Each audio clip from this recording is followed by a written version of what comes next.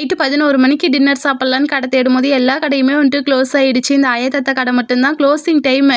இருந்தாலும் வாங்க கண்ணு பணியாரம் சுட்டு தரேன் அப்படின்னு சொல்லிட்டு 11 மணிக்கு உட்காந்து பணியாரம் சுட்டு தந்துட்டு இருந்தாங்க. ஆம்பியன்ஸ்லாம் ஒன்றும் பெருசாக இல்லை அப்படின்னாலும் என்னமோ எங்கள் ஆயத்தத்த வீட்டுக்கு போய் உட்காந்து பணியாரம் சாப்பிட்ட மாதிரி அப்படியே ஒரு எமோஷனல் அட்டாச்சு. அப்புறம் ரீசெண்ட் டைம்ஸில் வந்துட்டு ஒரு சிலர் கீர்த்தி சௌமி பிளாக் மாதிரியே காப்பி பண்ணுறீங்க, அவங்கள மாதிரி வந்துட்டு நீங்கள் பேசுகிறீங்க, அந்த மாதிரிலாம் வந்துட்டு கமெண்ட் பண்ணிருந்தீங்க. நீங்கள் எந்த ஒரு எண்ணத்தில் பேசுகிறீங்க அப்படின்றதையே என்னால் ஃபஸ்ட்டு அனலைஸ் பண்ண முடியல. ஈஸியாக கமெண்ட் பண்ணிட்டீங்க. பட் ஆனால் எனக்கு நாமளாக இருந்தால் கூட இந்த மாதிரிலாம் பேசுவாங்களா அப்படின்னு கொஞ்சம் ஆச்சரியமாகவும் கொஞ்சம் கஷ்டமாகவும் இருந்துச்சு. அதுக்கான எக்ஸ்ப்ளனேஷனை கொடுத்துட்டாவது பேசாமல் இருப்பீங்களா அப்படின்னு தான் இந்த வீடியோவே வந்துட்டு போஸ்ட் பண்ணியிருக்கிறேன்.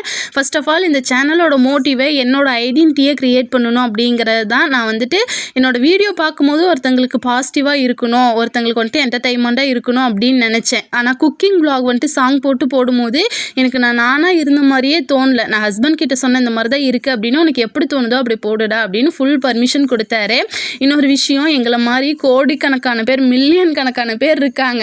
ஆனால் ஊரில் பார்க்குறவங்க ரிலேட்டிவ் கிராண்ட் பேரண்ட்ஸ்லாம் என்ன சொல்லுவாங்க, என்ன இப்படி பேசுகிறாங்க இப்படி இருக்காங்க அப்படின்னு சொல்லுவாங்கல்ல. அதுக்காக தான் அவங்களோட லைஃபையே வாழாமல் வந்துட்டு மறைச்சு வாழ்ந்துட்டுருக்காங்க.